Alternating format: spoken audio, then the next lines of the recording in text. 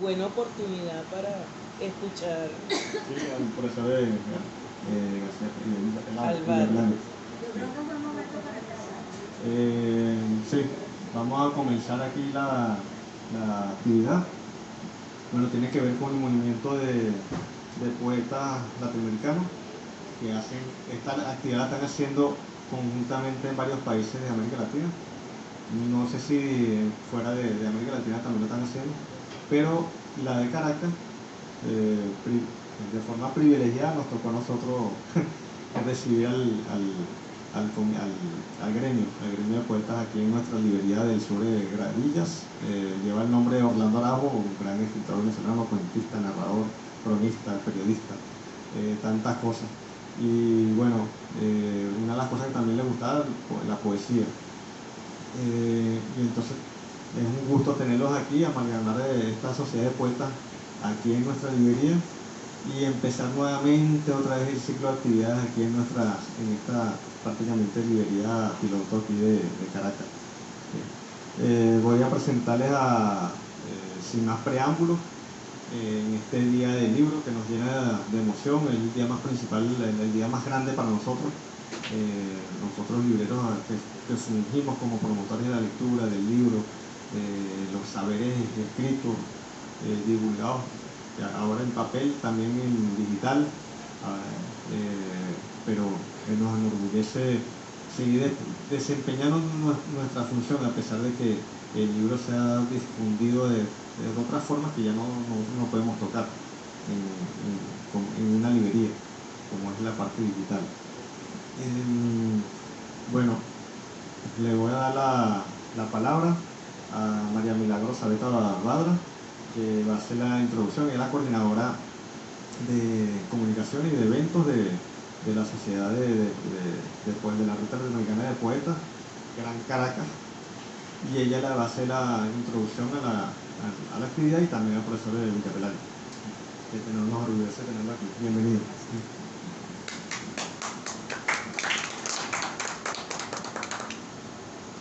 Gracias. Muy buenos días a todos.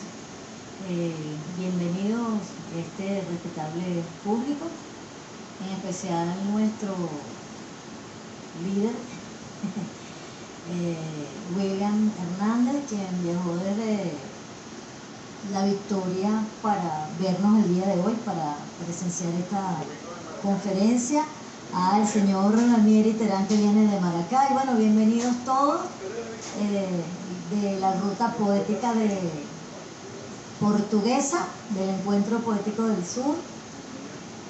Estamos acá reunidos porque esta mañana, en la que celebramos el Día Internacional del Libro y el Idioma, para honrar esta fecha tan importante, vamos a tener una exquisita conferencia que nos va a dictar este poeta que está acá, José Jesús Villapelayo. Para los que no lo conocen, José Jesús Villapelayo es egresado de la Universidad Central de Venezuela en Letras. Un chisme aquí. Su tesis de grado fue justamente un poemario, y con eso se gradúa. ¿Cuál es el nombre de tu poemario? Nueva York. El poemario Nueva York, que el año pasado cumplió 30 años de haber sido publicado. También es analista geopolítico, locutor, abogado, egresado de la Universidad de Santa María, y sobre todo es un gran poeta, un poeta que yo he llamado desde que empecé a leerlo, un poeta de alto vuelo. Bueno, con ustedes, sin más preámbulos, José Jesús Villapelayo.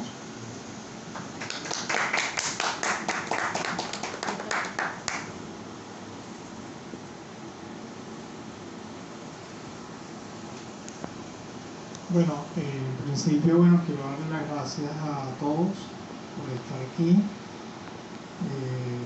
A William, concha, la verdad que viajaste, mi amigo, a todos, a la gente, a los miembros de la Sociedad Poética, a los miembros de la Ruta Latinoamericana de Poesía, Bueno, también están mis hermanos masones aquí, algunos, así que bueno, está todo lo representado. Sí, bueno, este es el día del idioma y bueno, he escrito una conferencia. Las escribo para fijarlas, porque a veces hablamos cosas y se quedan en el aire y no hay forma de que se retengan en el tiempo y en el espacio. Y una de las tareas del crítico es precisamente fijar, y las del poeta también, fijar lo que se dice, fijar la poesía, era lo que decía Heidegger de la poesía de Hölderlin, ¿no? Que el poeta fijaba. Entonces, por eso siempre escribo estas conferencias. Pero bueno, que les guste, les agrade. Se llama La poesía, una ocasión para la belleza. Se titula.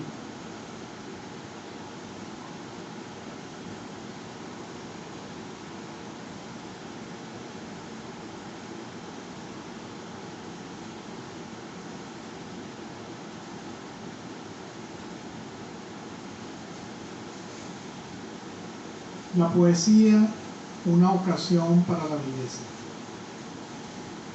Buenos días a todos, gracias por estar aquí.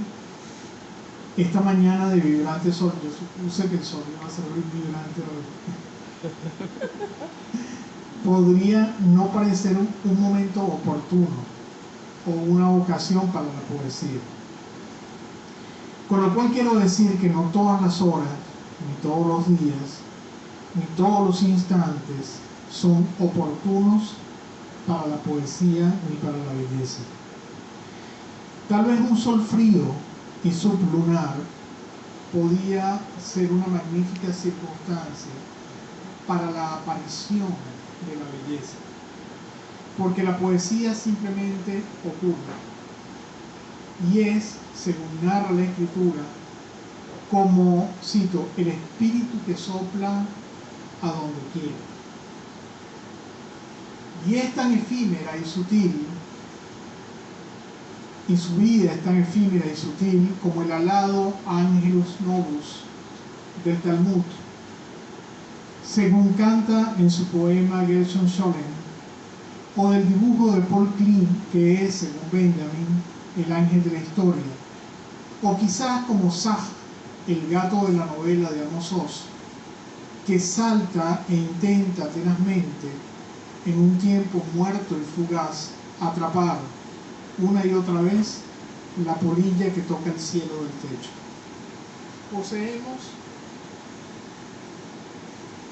Poseemos una memoria poética, como bien ha incluido Milán Kundera en su novela La insoportable levedad del ser.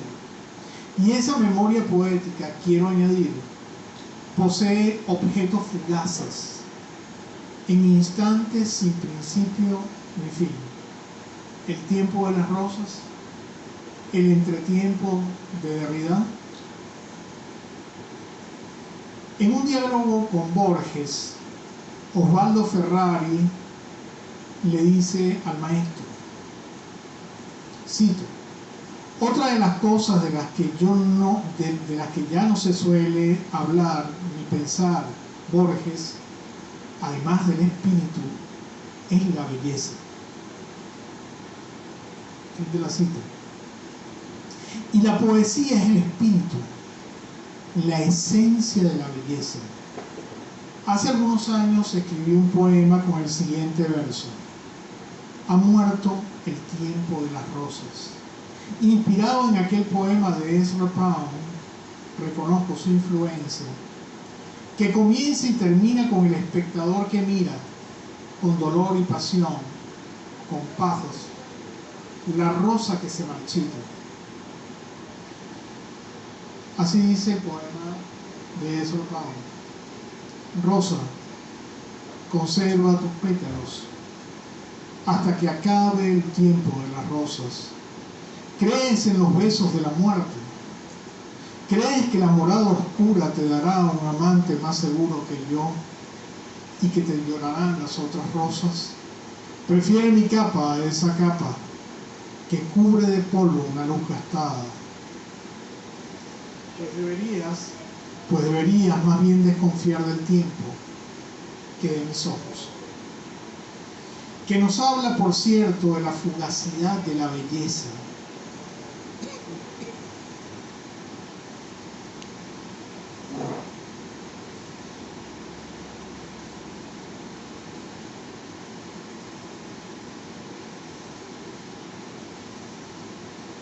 Que nos habla, por cierto, de la fugacidad de la belleza, es decir, de la brevedad del tiempo de la belleza. El verso "ha muerto el tiempo de las rosas" es muy semejante a aquel dictamen postmoderno, "el tiempo de la poesía ha muerto", que escribí en mi libro Diario de Alejandría. Hace ya muchos años atrás. Porque el tiempo de la poesía es tan perecedero como el tiempo de las rosas. Su pathos es la insondable marchitez. Otra historia del Talmud refiere que la poesía es tan delicada y sutil que, si no se le atrapa oportunamente, las aves y los malajines velozmente la capturan en su lugar. Recordemos que en la novela El perfume, historia de un asesino del novelista alemán Patrick Suskind, su vil protagonista, Jean-Baptiste Renouin, extrae la belleza o el perfume no profano, primero del alma fragante de las rosas. No olvidemos el amasijo insondable de rosas cayendo hacia el alambique del taller de Baldini, el maestro perfumista, en la película, o aquella sentencia de Renouin criticando el perfume Amor y Psique del maestro Pellicer. Le falta esencia a la rosa, de rosa. Y más tarde la extrae del cuerpo de las mujeres que asesinan con el fin desolador de atrapar su fragancia y por esta vía su belleza. En la película estadounidense Belleza Americana, American Beauty, del director Sam Mendes, sobre el cuerpo desnudo de la joven protagonista Angela Hayes, tendido en una cama, flotan y caen cientos de pétalos y rosas rojas, con lo cual el director transforma mujer y rosa en un único conjunto que nos alcanza en el más sublime de los tonos del acorde del corazón, el amor. Debo aclarar en principio que los poetas genuinos no son ni deben ser cazadores de poesía, tampoco raptores de musas, como los sátiros, y menos aún captores del fuego sagrado, como Prometeo.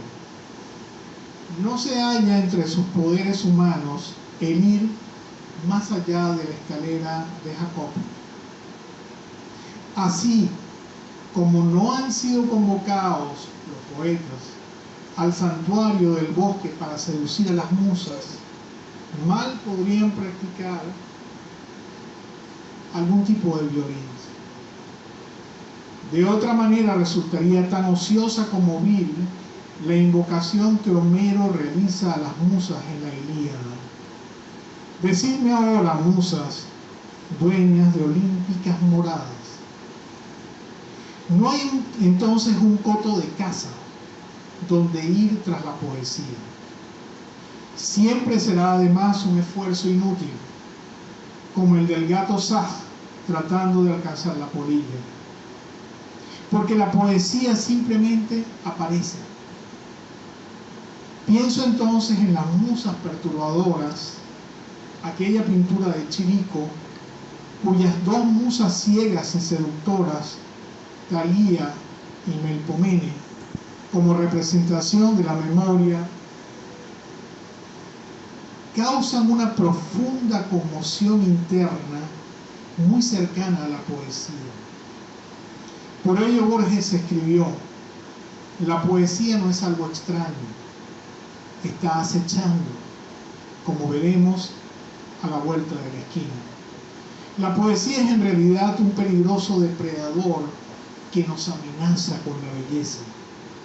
Un monstruo misterioso y oscuro, ese personaje que aguarda pacientemente a la vuelta de la nocturna callejuela, como Jean-Baptiste Grenouille, el insustancial asesino y amante que, como la muerte, tiene su tiempo y marchita los pétalos de sus rosas.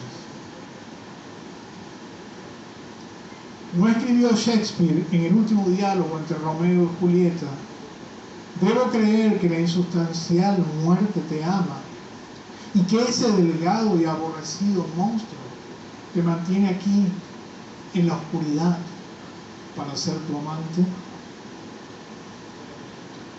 Por supuesto, se refería al monstruo de la muerte, asesino y amante de Julieta y de su belleza.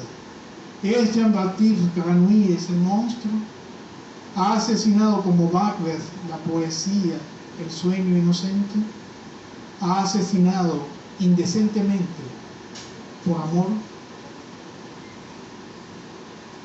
Me siento obligado, por otra parte, a explicar el título de esta conferencia.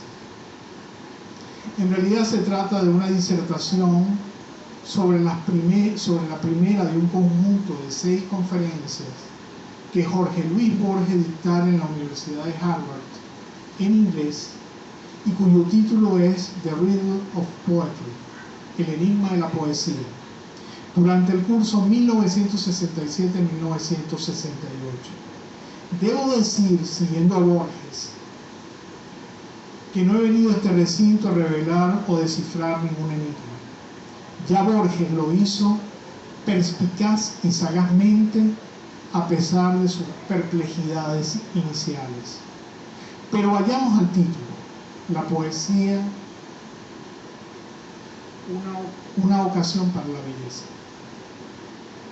Quizás ustedes puedan intuir que este título proviene de las líneas del enigma de la poesía. Así es, pero de una manera más o menos no convencional. En algún momento Borges alude al comienzo del texto al famoso pintor estadounidense James McNeill Whistler, autor de pinturas como Arreglo en gris y negro número 1 o Retrato de la madre del artista. Según Borges, Whistler afirmó: el arte sucede. Aunque, como también expresó Borges, sí, el arte sucede o no sucede, eso tampoco depende del artista. Debo agregar que Whistler ofreció estas palabras durante un discurso en las universidades de Cambridge y Oxford en 1885. En realidad, nuestro pintor dejó entrever que no estamos a salvo del arte, ni existe un momento o un espacio en el cual ocultarnos o librarnos de él, porque el arte sucede. Borges, en su conferencia, reformula esta frase de Whistler bajo la forma de un cociente revisionista, a la manera del profesor Harold Bloom en su libro La angustia de las influencias. Vale decir, Borges revisa la frase de Whistler, le otorga un nuevo sentido y posteriormente elabora lo que Bloom llama un cociente revisionista. Afirma Borges: me gustaría tomar las palabras de Whistler en un sentido nuevo. Yo diré: el arte sucede cada vez que leemos un poema. Algo parecido me aconteció durante mi lectura de esa conferencia. con esta y con otras dos frases de Borges que traducen, en mi opinión, la esencia de la poesía, para decirlo con palabras de Martin Heidegger, lo cual nos remite nuevamente al perfume de Susskind y por supuesto al arte del maestro perfumero. Tiene la poesía, o más bien el poema, Octavio Paz diferencia sabiamente entre poesía y poema, como todo perfume, 4 acordes y 12 esencias o tonos, los cuales en armonía constituyen su alma, su tema y su tiempo. Es el acorde número 13, la palabra perdida de la poesía. Es el tiempo de la poesía, al que llamaremos Kairos, el tiempo del perfume, volátil. Entonces, tenemos 3 sentencias y 3 ideas fundamentales en esta primera conferencia de Borges titulada El enigma de la poesía, que fueron, por decirlo de alguna manera, una oportunidad para nuestro título. La primera sentencia es: el arte sucede cada vez que leemos un poema. La segunda: un libro es más bien una ocasión para la belleza. Y la tercera: pero los libros son solo ocasiones para la poesía. Entendemos así que para Borges, belleza y poesía son exactamente lo mismo. De aquí este título, La poesía, una ocasión para la belleza, que es en síntesis un consciente revisionista de las anteriores frases del poeta. Pero la poesía, debemos asumirlo, sucede como una experiencia, como pathos. Del pulcra sum quavisas placem, bellas son las cosas que agradan a la vista, de Santo Tomás. Porque es en el poeta que la poesía ocurre. Aunque afuera haya correspondencias, como el esplendor sustancial o accidental de la forma de Alberto Magno. ¿Qué es lo bello?, se pregunta Platón en el Hipias Mayor.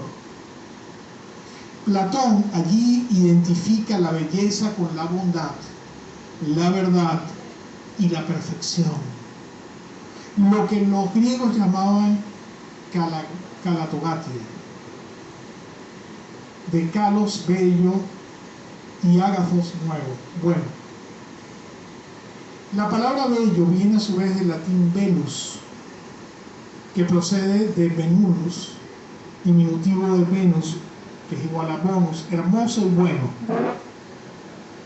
A esta idea debemos añadir el sentido griego de la belleza, como explica Humberto Eco en su libro Historia de la Belleza. Basado en la armonía siempre precisa y mensurable, vale decir, en el orden geométrico del dios Apolo. El mismo concepto lo encontramos en el Bereshit o Génesis, cuando después de haber sido creado el cielo y la tierra, relata la Escritura, y vio Dios que era bueno. Aunque en el griego de la Septuaginta en realidad dice, y vio Dios que era bello. Así es que Borges, en las primeras líneas de su conferencia, nos dice: la verdad es que no tengo ninguna revelación que ofrecer. He pasado la vida leyendo, analizando, escribiendo o intentándolo y disfrutando. Y más adelante nos dice: la poesía es en realidad una pasión y un placer. Pero cuando Borges intenta argumentar su tesis sobre la experiencia poética y el placer, el pathos, como pilar fundamental de la poesía, cita el famoso soneto de John Keats, On First Looking into Chapman's Homer, una primera ojeada al Homero de Chapman. Y nos dice Borges que el poema de Keats versa sobre la experiencia poética. Aquí encontramos la experiencia poética misma, señala Borges. Empero, cuando nos asomamos a la cita del soneto que utiliza Borges, nos percatamos de algo profundamente perturbador e inusual. En realidad, Keats no hablaba sobre la experiencia poética. Keats hablaba sobre la experiencia de la belleza y aún más sobre la experiencia del asombro, la emoción y la pasión que produjo, en este caso, la vista del océano Atlántico por primera vez, vale decir, la experiencia de Hernán Cortés con sus ojos de águila, como dice Keats, ante el esplendor. Y entendemos que las perplejidades iniciales de Borges en su conferencia eran más bien ocultas y cifradas certezas, misterios velados y desvelados sobre la poesía. La impresión de los marineros de Cortés y de Cortés mismo, situados en un pico del Darién, viendo por primera vez el océano Atlántico, parece la misma emoción, la misma pasión y el mismo asombro del maestro perfumero Baldini ante el nuevo y provocador perfume Amor y Psique, o de Jean-Baptiste Remy ante el primer aroma de la piel de una mujer. La joven vendedora ambulante parisina que grácilmente limpiaba y deshuesaba ciruelas amarillas y que accidentalmente asesina. Belleza a la que hay que forzosamente atrapar. ¿Y qué mejor espacio, qué mejor prisión para atrapar eternamente la belleza que un poema? La posesión de la fragancia o la posesión de la belleza. Y la belleza es fármaco, palabra que introduce Derrida en su libro Diseminación y que significa simultáneamente remedio y veneno. El Protágoras, nos dice Derrida, clasifica a los fármaca entre las cosas que pueden ser al mismo tiempo buenas y lamentables. Porque la poesía es el mayor acorde del lenguaje, el acorde del corazón. Pero es también pathos, sufrimiento, padecimiento, es un fármaco. Grenouille sufría un tormento, escribe Susskind. Por primera vez no era su carácter ávido al que se veía contrariado, sino su corazón el que sufría. Tuvo el extraño presentimiento de aquella fragancia, la de la piel de la vendedora ambulante parisina, que era la clave del ordenamiento de todas las demás fragancias. Era la belleza pura. A ese tormento lo he llamado perturbación. Recordemos las musas perturbadoras e inquietantes de Chirico. Borges cita entonces los 6 últimos versos del soneto de John Keats, que dicen así: entonces me sentí como un observador de los cielos, cuando un nuevo planeta nada hacia su entendimiento, o como el corpulento Cortés, cuando con ojos de águila miraba fijamente el Pacífico y todos sus hombres se miraban unos a otros con una salvaje conjetura, silenciosos sobre un pico del Darién. Porque como ha escrito Heidegger sobre Hölderlin, y se ha dado al hombre el más peligroso de los bienes, el lenguaje. Y esta condición de la poesía, que es una condición de la belleza, nos conduce nuevamente a la imagen del esplendor, que la coloca como la belleza en un nivel de exaltación y trascendencia. Llamamos poesía a los más altos tonos de la palabra, a ese brillo del esplendor de las cosas que percibimos como belleza. Se trata del mismo esplendor del palacio que el poeta de la corte roba en el cuento La parábola del palacio de Borges, con un solo verso: al emperador amarillo, me has arrebatado el palacio. Pero he hablado del tiempo de la poesía. Lo llamé Kairos, que es el momento oportuno, adecuado e indeterminado para atrapar la poesía cuando la poesía como epifanía se manifiesta. Kairos es, según la filosofía griega, entre otras muchas categorías, un tiempo no lineal, discontinuo. El tiempo de oro, ni sensible ni inteligible de Mallarmé. Pero es también en la mitología la personificación de la oportunidad. Y la ocasión era entre los romanos la diosa del momento conveniente. La poesía sería de esta manera una coyuntura única para la belleza. De allí la célebre frase latina fronte capilla post es ocasio calva, es decir, a la oportunidad la pinta el calvo. El fugaz tiempo de las rosas, que es una breve oportunidad para atrapar su belleza.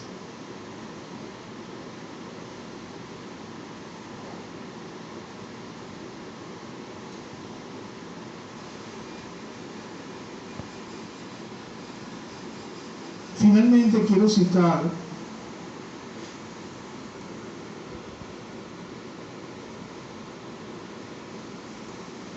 una frase de la liturgia en las iglesias ortodoxas griegas, en la que el diácono dice al sacerdote: es tiempo para que el Señor actúe. Pero ese tiempo en griego es kairos.